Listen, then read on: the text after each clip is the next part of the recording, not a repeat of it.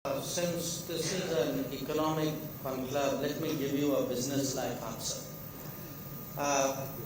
The UN, in a way, is like an old company, not entirely keeping up with the market, but occupying the space. And when it's behind times, in this world you have startups and innovation, so different people start doing their own things. Now, they would like to mainstream that into the market and see that the principal players are in tune with these trends. But when they are not, I think countries, as companies do, start doing their own thing. So what you have today is, yes, there is a UN. At the end of the day, however suboptimal it is in functioning, it's still the only multilateral game in town.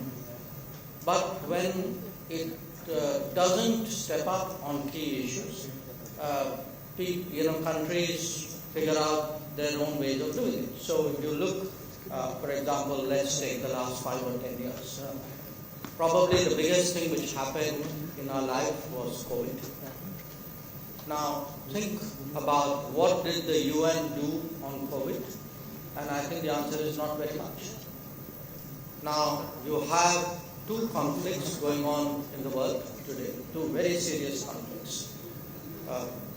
Where is the UN on them? Essentially a bystander. So, what is happening is that, as you saw, even during COVID, countries either did their own thing, or you had an initiative like COVAX, which was done by a group of countries.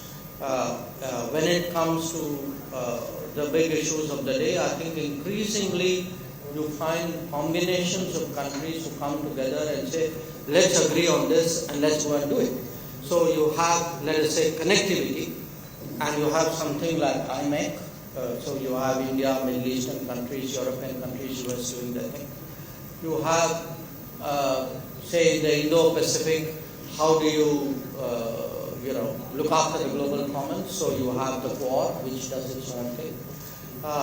You had even in climate action, you had the International Solar Alliance. You have the Coalition for Disaster Resilient Infrastructure. All bodies which came from outside the UN.